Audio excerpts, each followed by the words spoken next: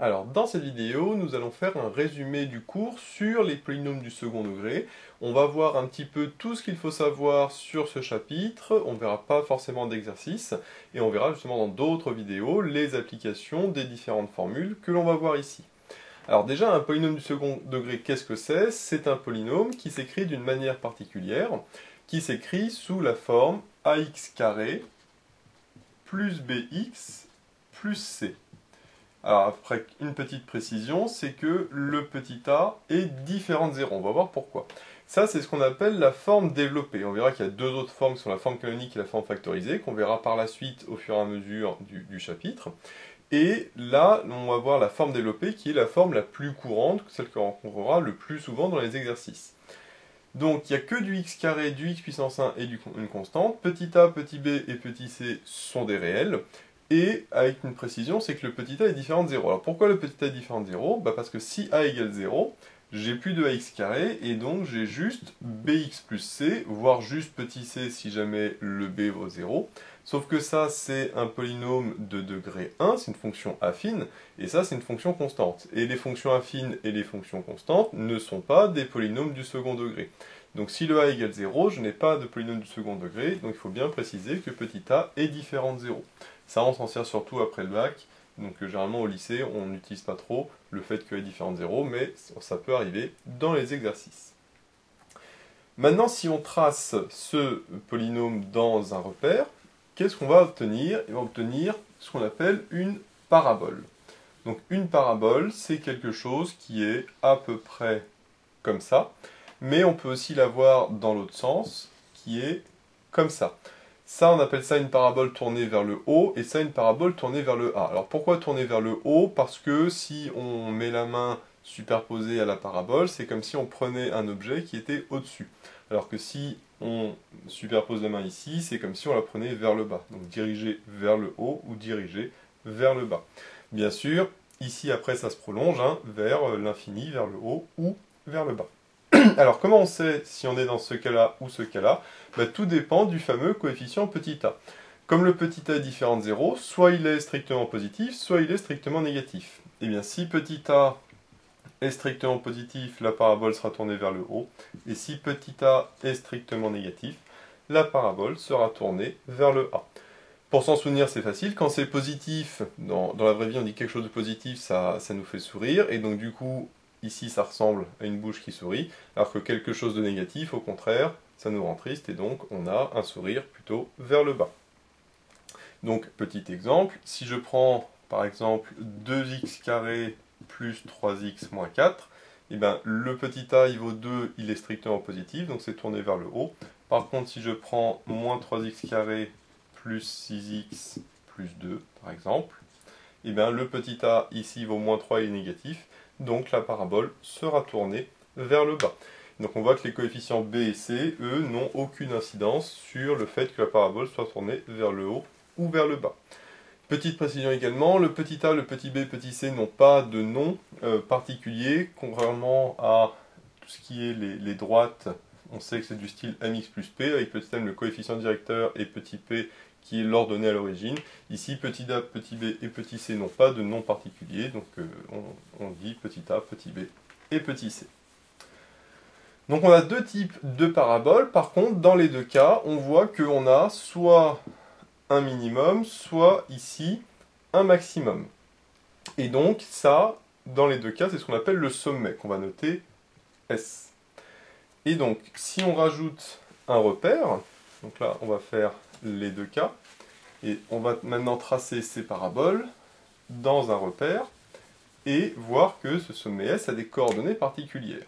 Donc le premier cas, c'est si la parabole est tournée vers le haut, à ce moment-là, on a le sommet qui est ici, et on sait en plus que la courbe va être symétrique par rapport au sommet. C'est-à-dire qu'ici, j'ai un axe de symétrie, et donc j'ai la courbe qui est à symétrie axiale, et cet axe de symétrie passe par le sommet ici, en bas. Donc ça, on va pouvoir utiliser aussi le fait que la courbe est symétrique dans les exercices. Maintenant, ce sommet, c'est un point particulier du repère qui a des coordonnées qu'on va appeler alpha et ici bêta. Et donc, ce sommet S a pour coordonnées alpha et bêta, et il y a une formule à connaître qui est que alpha est égal à moins b divisé par 2a, avec petit a et petit b, les coefficients du x carré plus bx plus c. Donc ça, c'est l'abscisse du sommet, et pour calculer bêta, eh ben, on fait tout simplement l'image de alpha, puisque par définition, bêta, c'est l'ordonnée correspondant à alpha. Et donc pour calculer bêta, on calculera f de alpha, c'est-à-dire qu'on remplacera le x ici par le alpha qu'on a trouvé là. Et donc bien sûr, je peux préciser que S, le sommet, a pour coordonnées alpha et bêta. Maintenant, dans l'autre cas, si jamais le petit a est négatif, à ce moment-là, on aura quelque chose qui est par exemple comme ça. Là, on aura toujours notre axe de symétrie autour, enfin centré sur S, sur le sommet, mais par contre, ces coordonnées seront toujours alpha et bêta, et alpha vaudra toujours moins b sur 2a, et bêta vaudra toujours f de alpha. C'est-à-dire que si le petit a est positif ou négatif, eh bien ça revient strictement au même pour le sommet, c'est la formule, à savoir moins b sur 2a et bêta qui est égal à f de alpha. Et donc ce sommet va nous permettre de trouver la deuxième forme de la fonction, qui est ce qu'on appelle la forme canonique. Et cette forme canonique, donc f de x, elle s'écrit sous cette forme suivante, c'est petit a facteur de x moins alpha au carré plus bêta. Donc ça, c'est une deuxième manière d'écrire un polynôme du second degré. Plutôt que de l'écrire x carré plus bx plus c, je peux l'écrire petit a facteur de x moins alpha au carré plus bêta, avec le petit a qui est le même qu'ici, qui est toujours non nul, bien évidemment. Alpha, c'est moins b sur 2a, et bêta, c'est l'image de alpha. Cette fois-ci, alpha et bêta correspondent au sommet de la parabole. Et ça, c'est ce qu'on appelle la forme canonique. Donc ça, c'est la forme canonique. Et cette forme canonique va nous servir dans différents exercices que l'on verra par la suite dans d'autres vidéos. Maintenant, dernière chose à voir, ce sont ce qu'on appelle les racines du polynôme. Là, ce qu'on voit ici, c'est que ma courbe, elle coupe l'axe des abscisses en deux points qui est ici et là. Tout à l'heure, j'avais fait une courbe comme ça. Là, on voit par contre que cette courbe ne coupe pas l'axe des abscisses. Eh bien, cette courbe n'a pas de racine parce qu'elle ne coupe pas l'axe des abscisses. Par contre, cette courbe a deux racines parce qu'elle coupe l'axe des abscisses deux fois. Donc, ce qu'on appelle les racines du polynôme, c'est là où la courbe coupe l'axe des abscisses. Et à ce moment-là, on a trois possibilités. Là, on a vu deux, mais en fait, on a trois possibilités. Donc, on va faire un petit tableau qui récapitule justement les différentes possibilités. Le petit tableau, ici, il va prendre les deux cas, qui est soit le petit a qui est strictement positif, soit le petit a qui est strictement négatif. Donc, ici, parabole tournée vers le haut, ici, parabole tournée vers le bas. Quand la parabole est tournée vers le haut, j'ai le premier cas qui est que ma courbe va couper en deux endroits, qui est ici et là. Donc ça, c'est quand elle est tournée vers le haut. Et quand elle est tournée vers le bas, je vais avoir quelque chose comme ça. Elle peut bien sûr couper à gauche de l'axe des abscisses, ou même en zéro. Donc sur la partie négative, ça revient strictement au même. Mais en tout cas, elle coupe deux fois l'axe des abscisses. Et on verra qu'il y a une similarité entre les deux cas. Deuxième cas, c'est quand la courbe est tangente à l'axe des abscisses. C'est-à-dire qu'elle va toucher l'axe des abscisses, et dès qu'elle touche, elle remonte, donc elle est tangente. Donc là, par contre, il va y avoir qu'un seul point d'intersection, donc une seule racine, qui correspondra, on s'en doute, au sommet de la parabole. Et de la même manière, quand c'est négatif, ici, je vais toucher, tac, et je vais remonter directement, redescendre directement. C'est-à-dire que je vais être tangent ici, voilà. Et donc il n'y aura qu'un seul point d'intersection aussi, qui sera le sommet. Maintenant, dernier cas, c'est quand je n'ai pas de point d'intersection, c'est-à-dire que je suis strictement au-dessus, ou au contraire, strictement en dessous. Et donc là, je vois que je ne coupe pas l'axe des abscisses, ni dans l'un cas, ni dans l'autre. Alors, comment savoir justement dans quel cas je suis? Et bien pour ça, il va falloir calculer ce qu'on appelle le discriminant qui est noté delta. Delta, c'est la lettre grecque qui se note avec un triangle. Et donc, ici, on sera dans le cas où delta est strictement positif. On verra après comment trouver le delta. Quand delta est strictement positif, j'ai deux racines, ici et ici. Maintenant, le cas où j'ai une seule racine, c'est delta est égal à 0. Et donc le dernier cas, c'est quand delta est strictement négatif. Donc strictement positif, j'ai deux racines. Égal à 0, j'ai deux racines. Delta strictement négatif, je n'ai pas de racines. Et donc ces racines, quand il y en a deux, on les note x1 et x2. Alors x2 peut être à gauche, on verra après pourquoi. Ici, on peut la noter juste x1, mais on peut la noter x0 aussi, ou x2, ça revient strictement au même.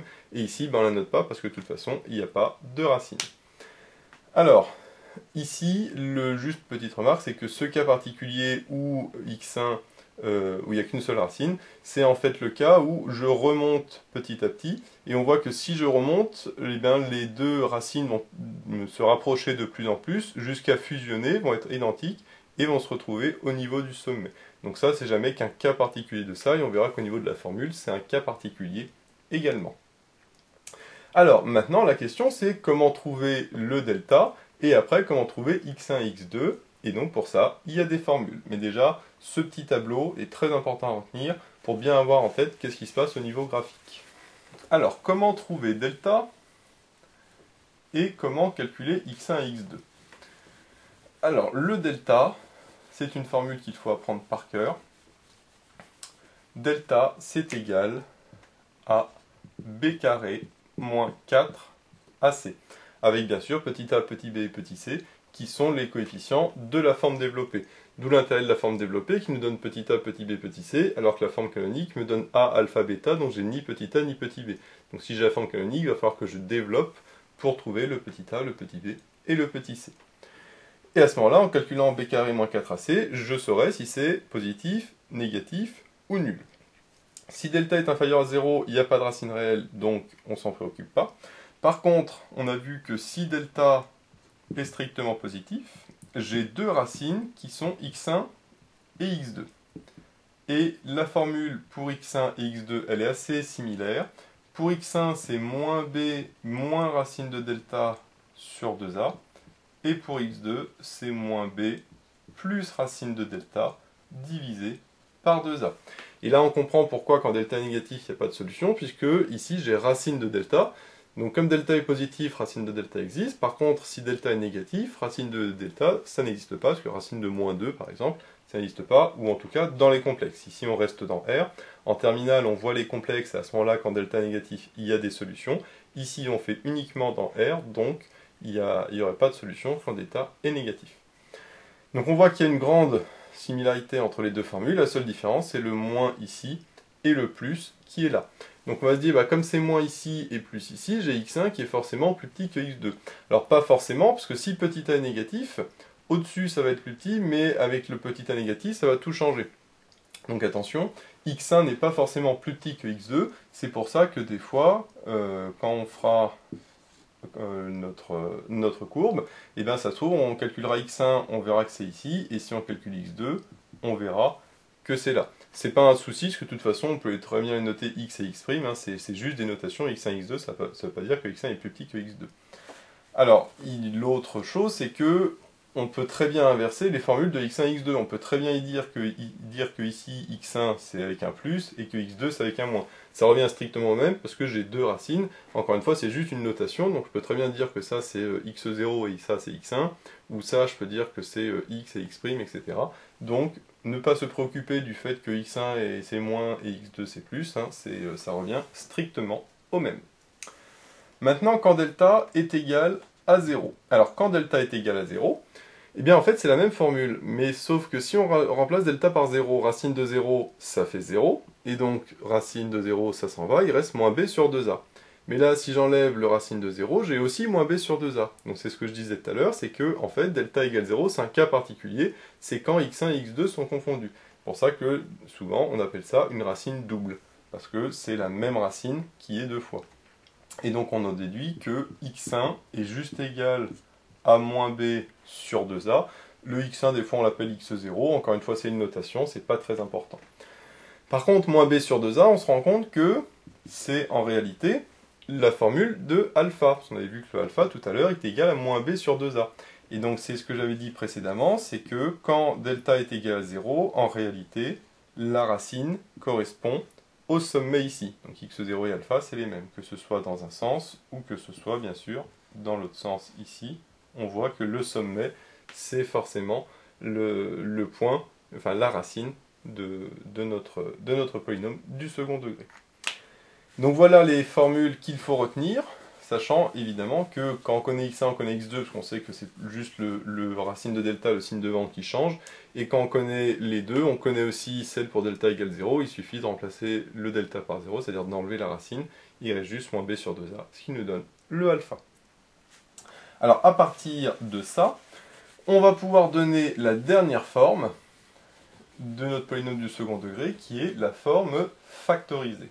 Alors la forme factorisée, par contre, ici, il faut faire attention, parce que ça va faire intervenir les racines du polynôme. Sauf que, comme on a 3 cas, delta positif, négatif ou nul, et ben on va avoir 3 formes différentes, suivant que, justement, le delta soit positif, négatif ou nul. Donc, premier cas, c'est si delta est strictement positif, à ce moment-là, la forme factorisée, c'est petit a facteur de x moins x1, facteur de x moins x2, avec x1 et x2 qui sont les deux réels qu'on a calculés avec les formules précédentes. Donc quand delta est positif, x1 et x2 existent, donc je peux le mettre. Ne jamais oublier le petit a, très souvent le petit a est oublié parce que souvent le a vaut 1, donc quand a vaut 1, on ne le met pas, et donc on prend l'habitude de ne pas le mettre, et puis le jour où le a n'est pas égal à 1, et ben on oublie de le mettre. Donc très attention de ne pas oublier de mettre le petit a. Maintenant, si delta est égal à 0, ce qu'on a vu, c'est que x1 et x2 en fait étaient les mêmes valeurs.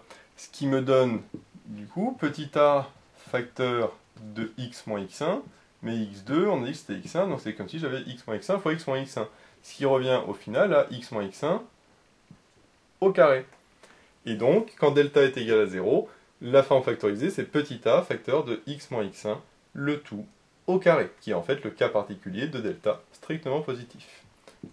Et quand delta est inférieur à 0, bah là le souci c'est que x1 et x2 n'existent pas, et donc il n'y a pas de forme factorisée. Donc là je mets pas de forme factorisée.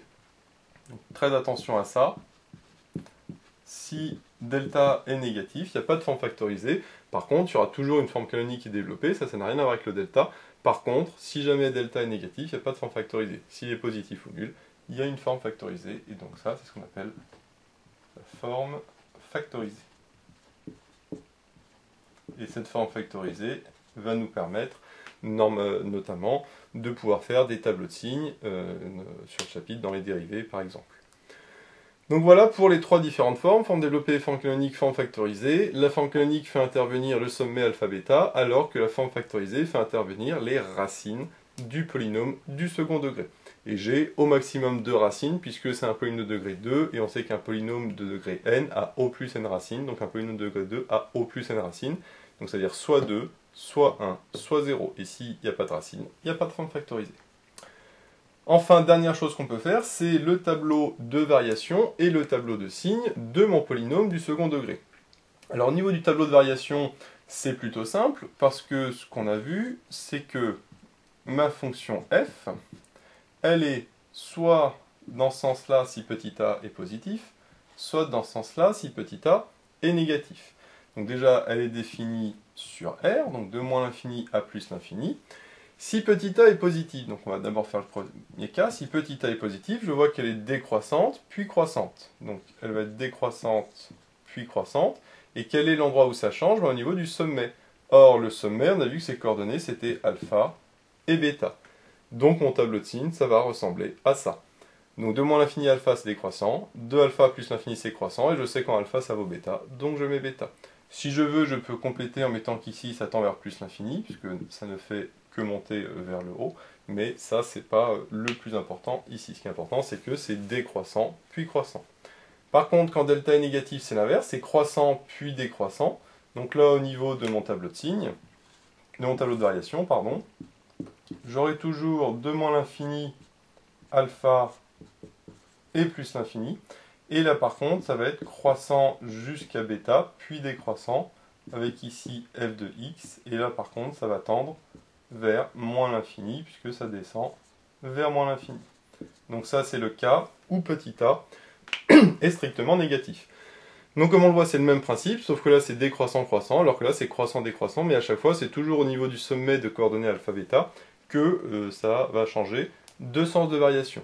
Donc là on voit que comme il nous faut alpha-bêta, l'idéal est d'avoir la forme canonique. Si on a la forme canonique, on a alpha-bêta, et donc on peut trouver le tableau de variation. Réciproquement, si on a le tableau de variation, on peut trouver alpha-bêta, et donc on peut trouver la forme canonique. Donc ça c'est pour le tableau de variation.